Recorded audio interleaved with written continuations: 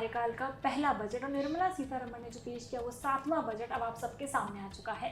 इस बार बजट में काफ़ी कुछ देखने को मिला, काफ़ी सारे सेक्टर्स पे ध्यान दिया गया, जैसे कि किसानों पर, महिलाओं पर, युवाओं पर। लेकिन डिफेंस के लिए क्या कुछ आया? तो चलिए पीके मिश्रा जी हमारे साथ मौजूद हैं, डिफेंस एक्सपर्ट हैं, उनसे जानते हैं कि इस बार बजट में डिफेंस के लिए क्या कुछ खास रहा। अशोकन, मैं बताना चाहता हूं कि इस बार डिफेंस में हम लोग तो उम्मीद रखते हैं कि तकरीबन 6.2 लाख से 6.3 लाख करोड़ तक मिलेगा। फिर भी क्योंकि लास्ट इंटरिम बजट में डिफेंस को 6.21 करोड़ मिला था, 6.21 करोड़ लैक्स मिला था, लेकिन अभी जो है 4.54 लाख करोड़ मिला है। फिर भी इसमें मैं क्लियरली बताना चाहता हूं कि इसमें कुछ तो जो है हमारा पेंशन में, डिफेंस का जो लोग हैं पेंशन में हैं, उनका पेंशन में काफ़ी चला जाएगा, 45% तो पेंशन में चला जाएगा। But we have to see the progress and development and war logistics, production of war logistics in our country. सिर्फ आर्मी नहीं, हमको एयरफोर्स का भी देखना पड़ेगा, नेवी को भी देखना पड़ेगा। अगर हम आर्मी सेक्टर लेते हैं तो हमको देखना पड़ेगा कि हर एक टेरेन में हमारे ट्रूप्स जो हैं हाई एल्टीट्यूड में कश्मीर में भी डिप्लॉयड हैं। आप देखिए एलएसी में चाइना के अगेंस्ट में एक फ्रंट हो गया, वहाँ पर भी डिप्लॉयड है। पंजाब बॉर्डर में भी डिप्लॉयड है, और आप देख लीजिए राजस्थान में भी डिप्लॉयमेंट है। तो हमको हर एक टेरेन को देखना पड़ेगा, उसके साथ साथ नॉर्थ ईस्ट टेरेन को भी देखना पड़ेगा, पर्टिकुलरली अरुणाचल को भी हम उसके ऊपर भी मद्देनजर रखना पड़ेगा। उसमें हमको क्या चाहिए, जैसे हमको ड्रोन्स का बहुत ज़रूरी है, एम्फीबियस टैंक्स उसका ज़रूरत पड़ेगा, हमको एंटी टैंक गाइडेड मिसाइल्स इसका भी ज़रूरत पड़ेगा। आर्म्ड पर्सनल कैरियर जो हम अभी बना रहे हैं उसका ज़्यादा प्रोडक्शन कैसे होगा, उसका भी हमको बंदोबस्त करना पड़ेगा। उसके साथ साथ पर्टिकुलरली अभी जो रशिया के साथ हमारा कंपैक्ट हुआ, AK-203 राइफल्स जो हम अभी प्रोडक्शन शुरू कर रहे हैं रायबरेली में, ये 30,000 वेपन्स आया था, लेकिन वो उसका प्रोडक्शन हमारा शुरू हो गया है, ताकि हमारे पास जो 3 टाइप का राइफल पहले था उसको निकाल करके एक ही टाइप का AK-203 अभी प्रोडक्शन होगा, क्योंकि वो लाइट है, सेमी ऑटोमेटिक है, और हर एक टेरेन में हर एक हाइट में वो काम करेगा, कारगर साबित होगा। तो हमको AK-203 के ऊपर भी हमको देखना पड़ेगा कि उसका प्रोडक्शन बढ़ाना चाहिए। उसके साथ साथ आप देखिए हमको एम्फीबियस टैंक और हमको लाइट तोपे, जो कि हम एलएसी में पहाड़ के ऊपर डिप्लॉय कर सकते हैं।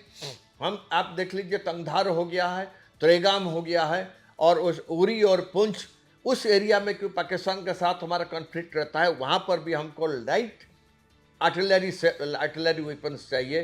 किरण सेक्टर हो गया, हमको वहाँ पर डिप्लॉयमेंट करना पड़ेगा। तो इसके ऊपर हमको नज़र रखना पड़ेगा, सिर्फ हेवी टैंक्स होने से नहीं चलेगा। बहुत पंजाब में आपको एम्फीबियन टैंक्स चाहिए, आपको जो लाइट टैंक है, लाइट आर्टिलरी गन्स चाहिए, हमको वहाँ पर चाहिए, कश्मीर में और एलएसी में भी चाहिए। आपने जैसे टैंक्स की बात करी और आपने वेपन्स की बात करी, तो कहीं ना कहीं हम देखते हैं कि जो रशिया है, अमेरिका है, यहाँ पर ऑलरेडी बहुत ही एडवांस्ड फाइटर प्लेन्स जो है वो आ चुके हैं। When it comes to India तो उतना एडवांसमेंट हमें देखने को नहीं मिलता है। तो उस एडवांसमेंट के लिए अगर बजट की हम बात करें, तो क्या बजट अगर हमें इस बार बहुत अच्छा डिफेंस सेक्टर में अगर मिल जाता है यूनियन बजट में भी? बिल्कुल, आप देख लीजिए हमारा तेजस तो किसी से कम नहीं है। हम पहले मिराज 2000 मंगाए थे, उसके बाद हम राफेल मंगाए। अब हमारा जो है अपना प्रोडक्शन तेजस हो रहा है।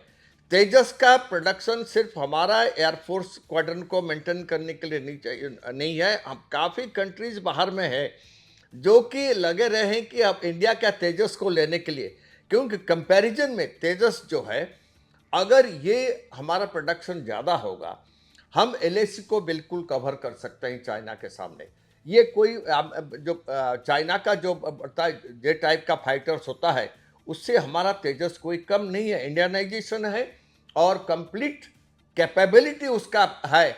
कोई भी हाइट में, किसी भी स्पीड में वो दुश्मन को मार दे सकता है। तो हमको फाइटर एयरक्राफ्ट तेजस के ऊपर हमको HAL को भी उसमें दिया गया है, फंड्स दिया गया है, लेकिन प्रोडक्शन जो है उसमें कोई भी बाधा नहीं उत्पन्न होगा, हमारा प्रोडक्शन चलता रहेगा। हम क्योंकि मैं बता रहा हूँ तकरीबन 20 साल 30 साल हम चाइना के पीछे इसलिए चलेगी, हमारा 2014 तक प्रोडक्शन बहुत कम हुआ था, हम डिफेंस प्रोडक्शन नहीं कर रहे थे। अभी जैसे चाइना की बात करें तो चाइना में भी जैसे अभी जो रक्षा बजट आया उनका वो काफी अच्छा बिल्कुल, था, काफी उन्होंने पैसा लगाया अपनी सुरक्षा पे। तो क्या भारत अपनी सुरक्षा को सेकेंडरी रख रहा है?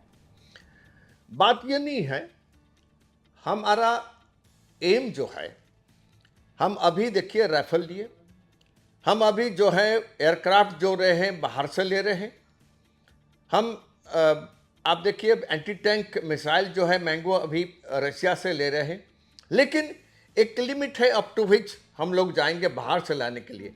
इसका टेक्निकल नो हाउ हम उनसे लेकर के प्रोडक्शन हमारा ही शुरू होगा, लेकिन प्रोडक्शन करने से हमको जो है रिजल्ट 5 साल के बाद मिलेगा।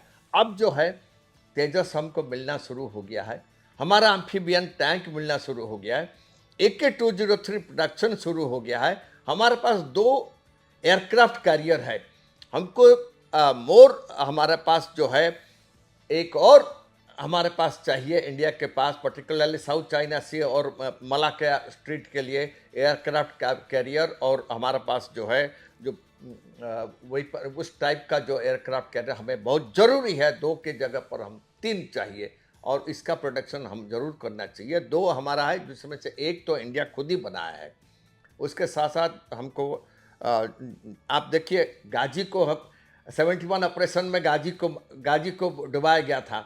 हम चाहते हैं कि साउथ चाइना सी में भी हम ऑफेंसिव रहे चाइना के अगेंस्ट में।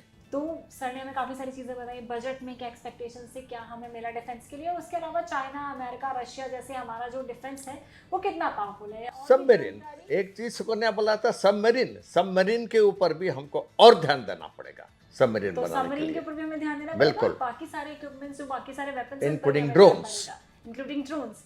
तो आने वाले वक्त में हम और भी अपडेट्स आपके लाते रहेंगे, बजट से जुड़ी और भी जानकारियां हम आपके लाते रहेंगे। जुड़े रहिए इंडिया टीवी के साथ।